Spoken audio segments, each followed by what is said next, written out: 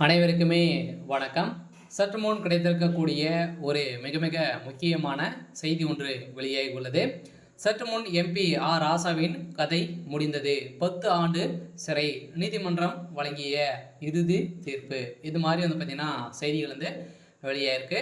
ஏற்கனவே ராசா அவர்கள் நிறைய விஷயத்தில் பார்த்தீங்கன்னா வசமாக சிக்கியிருக்காரு. ஸோ அவர் ஏற்கனவே மத்திய அமைச்சராக இருக்கும்போது பார்த்தீங்கன்னா எக்கச்சக்கமான சொத்துக்களை பார்த்தீங்கன்னா சட்டத்துக்கு விரோதமாக செயல்பட்டு சொத்து சேர்த்துருக்காரு அப்படின்ற மாதிரி இப்போ பார்த்தீங்கன்னா தொடரப்பட்ட வழக்கின் அடிப்படையில் இப்போ அதிரடியாக ராசாவுடைய வீட்டில் அதிரடியாக சிபிஐ பார்த்தீங்கன்னா அதிரடியாக ரைடுகள் நடத்தியிருக்காங்க. இந்த ரைடின் அடிப்படையில் ஸோ எக்கச்சக்கமான பணங்களும் நிறைய விதமான எவிடன்ஸுகளும் பார்த்தீங்கன்னா சிக்கிருக்கு. ஸோ இந்த நிலை தான் இப்போ அதிரடியாக நீதிமன்றம் தீர்ப்பு வழங்க போகிறதாகவும் ஸோ அவருடைய சொத்துக்கள் அனைத்துமே முடக்கப்பட போகிறதாகவும் ஒரு தகவல் ஸோ வெளியாகி வருது. ஸோ இதெல்லாம் பார்த்தீங்கன்னா அதிரடியாக ராசாவிற்கு நீதிமன்றம் வழங்கக்கூடிய தீர்ப்பின் அடிப்படையில் இப்போ அவருடைய கதை ஒட்டுமொத்தமாக முடிய போகுது.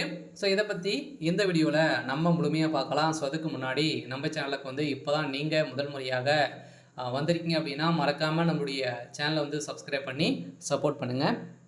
ஸோ வாங்க வீடியோக்குள்ளே போகலாம்.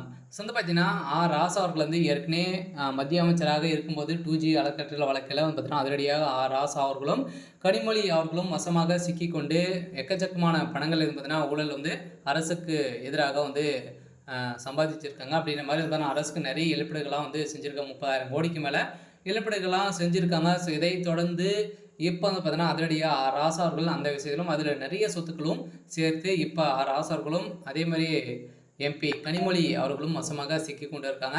ஸோ இந்த நிலையில் இப்போ அதிரடியாக இந்த சட்டத்துக்கு விரோதமான சொத்து சேர்த்த வழக்கில் அதிரடியாக ராசா அவர்கள் இப்போ மாட்டியிருக்காரு. இதெல்லாம் அவருடைய வீட்டில் அதிரடியாக 2 நாட்களாகவே ரைடில் நடக்குது. இந்த ரைடின் அடிப்படையில் எக்கச்சக்கமான சொத்துக்கள் சிக்கியிருக்கக்கூடிய நிலையில் இப்போ அவருடைய சொத்துக்கள் அனைத்தையுமே முடக்கி இவருக்கு 10 ஆண்டுகள் சிறை தண்டனை விதிக்கப்படுறதாகவும் ஸோ தகவல் ஸோ வெளியாகி வருது. ஸோ இந்த எல்லாம் திமுகவுடைய தலைமையகத்தில் எக்கச்சக்கமான அமைச்சர்கள், திமுக இருக்கக்கூடிய அமைச்சர்கள் இதுக்குமே 12-13 அமைச்சர்கள் பார்த்தீங்கன்னா முக்கிய அமைச்சர்கள்லாம் இருக்காங்க.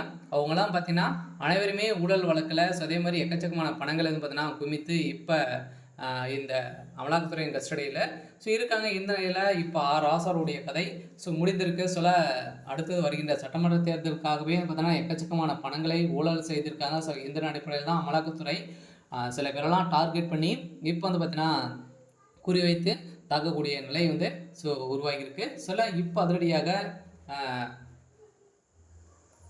அமைச்சர் ராசா அவர்கள் பார்த்தீங்கன்னா இப்போ டெல்லி திகார் சிறையில் அடைக்கப்பட போகிறதாக இப்போ தகவல் வெளியாகி வருது. ஸோ இருந்தாலுமே ஸோ என்ன நடக்க போகுது அப்படின்றத ஸோ வெயிட் பண்ணி பார்க்கலாம். ஸோ இது மாதிரி செய்திகளை